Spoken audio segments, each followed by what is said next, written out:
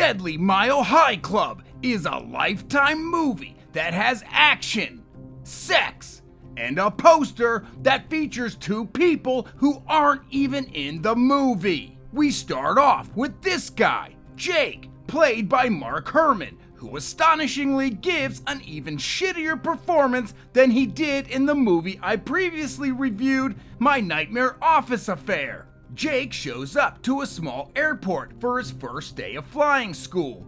He introduces himself as Jake, and his teacher, Tanya, is instantly obsessed with him because Jake was also the name of her boyfriend pilot that died in a plane crash 6 months ago.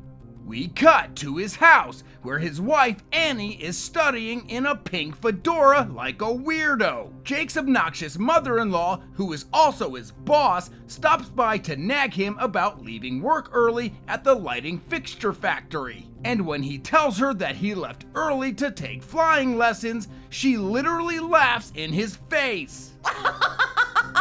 You are gonna fly a plane. Don't you have to be smart to do that?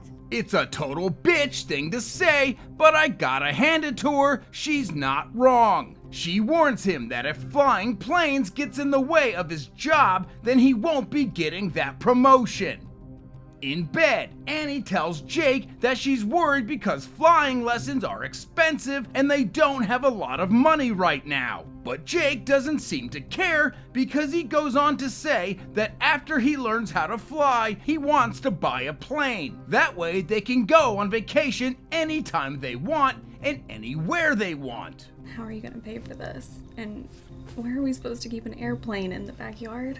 Every time we talk about something that I want to do, you shoot it down. She shot it down because you are dumb. Annie is worried about your finances, and you respond back by saying you want to buy a plane. They get into a fight, which ends with him sleeping on the couch. Jake and his instructor, Tanya, practice in a flight simulator.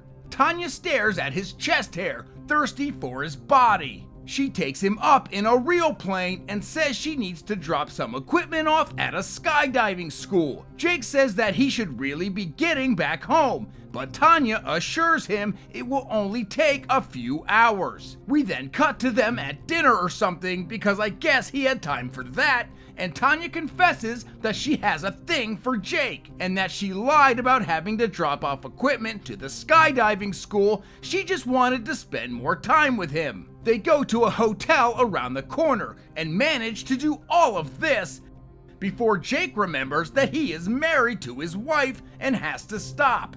In the very next scene, all three of them are in a plane together because Jake stupidly agreed to put his wife and the woman he cheated on her with as close as possible in a confined space. Tanya decides to rattle Annie by shaking the plane and fantasizes in her mind about pushing her out. Annie is back in her pink fedora and tells Jake that she doesn't like Tanya because she is an adrenaline junkie. Tanya watches them kiss from a window and decides that this bitch has to go. During their next lesson, Tanya instructs Jake to fly over an area which he soon realizes is his neighborhood. He spots his house and also his wife, who you can instantly identify because of that stupid pink fedora, and she's kissing another man. But more importantly, how is this his point of view? How slow is that plane going? It should be traveling at least 150 miles per hour, thus making his perspective look more like this.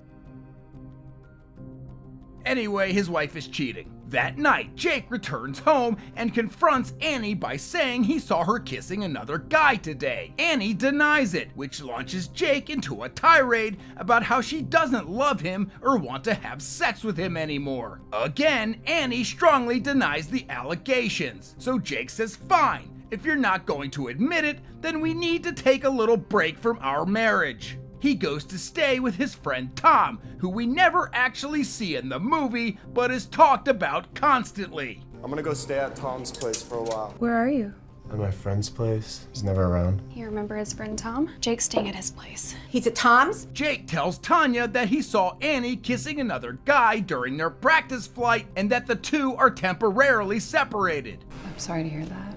Nah, she ain't. Jake is recruited by two women working for another flight school. He looks very interested, but Tanya tells them to beat it. She informs Jake that the guy who runs the other school is a total dirtbag. Jake attends an open house at the other flight school. The owner and head instructor schmoozes with Jake and wins him over. We cut to Jake in bed reading a book about a famous pilot because this movie really needs to beat it into the ground that this guy is into flying. He gets a call from Annie but ignores it. He then gets a call from Tanya and immediately answers it. Tanya asks him out and he responds back by thanking her for all she's done, but that he's going to switch to that other flight school. Tanya reacts like a high school girl who just got dumped. Jake's mother-in-law finds out that Jake left Annie and tracks him down at Tom's house. Tom's? But Jake is rushing out to attend his new flight school. At the rival flight school, Tanya wears a hat as if that will make her invisible and sneaks onto the runway. She opens an important part of the plane effortlessly and cuts one of the only two wires in there.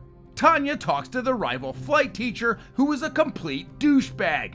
That way, we don't feel bad that he's about to die. The rival pilot boards the tampered with plane to perform air stunts for his students. While he dicks around in the sky, Jake gets an earful from his mother-in-law who followed him from Tom's house. Tom's? The rival pilot realizes that the plane is malfunctioning, but the trooper that he is continues to perform tricks anyway, instead of trying to land it. Until finally, this happens. Ma'am, I can assure you, statistically, flying is a lot safer than driving a car. Here at Captain Rogers Flight Academy, safety is our #1 priority.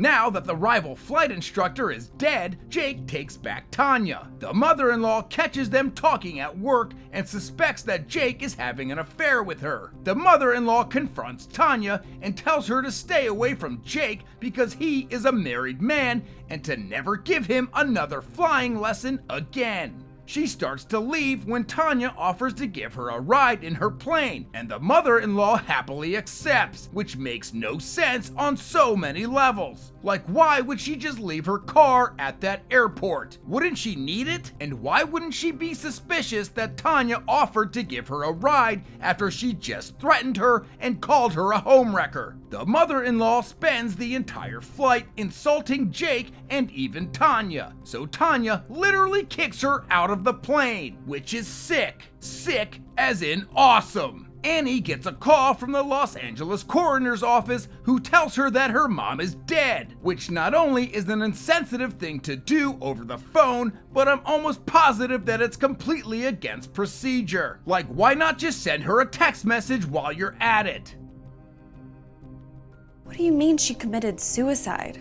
That's what the police are telling us. That's what the police are telling us? You're the coroner's office. It is your exact job to determine the manner of a person's death based on a medical evaluation. You don't just say, well, that's what the police are telling us. Annie stops listening while the guy is still talking because he is an idiot. After the funeral, Jake tells Annie that her mom was mean to everyone and that he's going to sell her company now that they own it, and he's also going to continue taking flying lessons whether she likes it or not. He's a complete dick and doesn't even realize it. But instead of getting punched in the face, Annie says that she wants him to come home. Jake tells Tanya that he is moving back in with Annie and giving his marriage another shot. Tanya responds by saying that his wife is still cheating on him and that she has the photos to prove it. Jake looks at some aerial photos that Tanya took last week, never questioning why Tanya was even spying on his wife in the first place. But more importantly, doesn't question just how in the F Tanya took these accurate still photographs while flying a goddamn plane.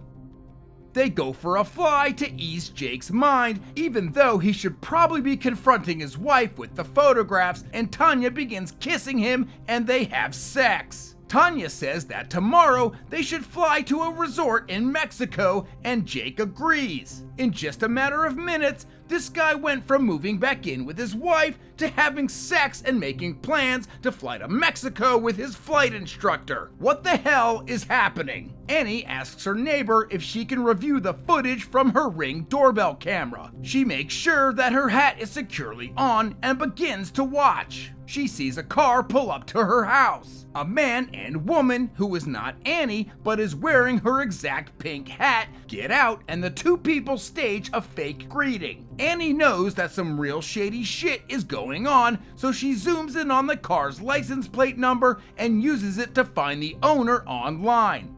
Which, according to my research, isn't something you can actually do. You would have to submit a formal request with law enforcement or the DMV, along with a strong reason for why you need it. But anyway, Annie goes to the person's house and finds out that she is a model who was hired by a woman who she thought was a producer for a modeling gig. The job required her to show up to the house and kiss that guy, and then a week later get lotioned up in the backyard, and that they were being photographed from a plane. Annie leaves, knowing that Tanya is behind all this. She immediately texts Jake, but he's in the shower, so Tanya reads the message instead. She responds back, pretending to be Jake, and tells her to meet him at the house. Tanya tells Jake that she is going to run some errands. She removes a huge bottle of chloroform from a first aid kit, which I don't think has been part of an airplane's first aid kit since fighter planes in World War II, and isn't on the FAA's list of required first aid items, but what the hell do I know? Tanya uses the chloroform to knock out Annie and puts her inside a wooden crate.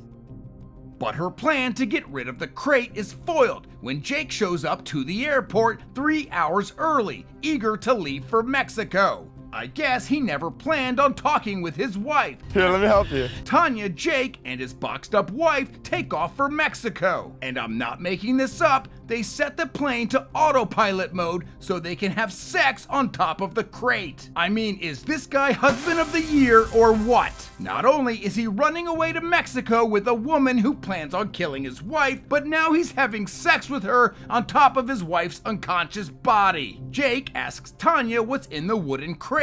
Tanya says that it's fish food containing tracking devices, so when the fish eat them, marine biologists can track their migration patterns. So you're just gonna dump that box into the ocean? Yeah. You want to help me? Sure. Jake is too stupid to question how exactly the fish will eat the food if it's locked inside the box. But whatever. He opens the door, which can't possibly be safe, and is instructed by Tanya to push the crate into the water below. Damn, girl, it's heavy. Yeah, well, you know, those fish are hungry, especially the shark.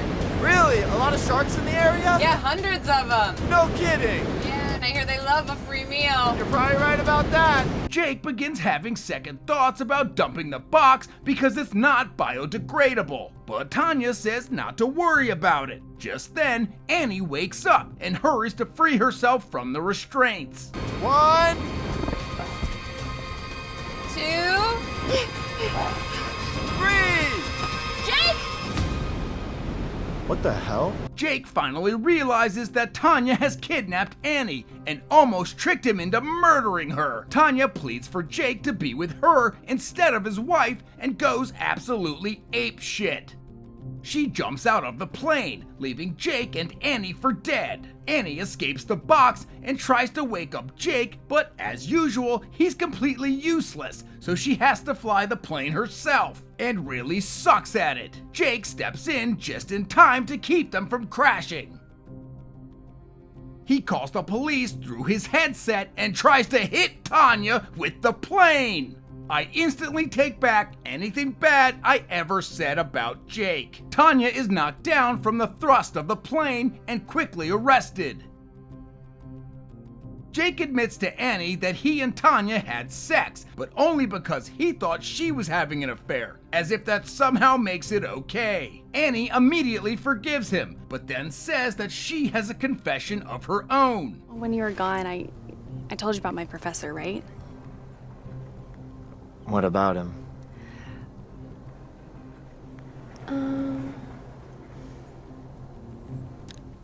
Never mind. It's not important. Wait, what? And that's how the movie ends, with both of them having cheated on each other and then laughing about it as if it's no big deal. But despite me tearing this movie a new one, it was actually pretty freaking sweet. Woohoo! That's what I'm talking about.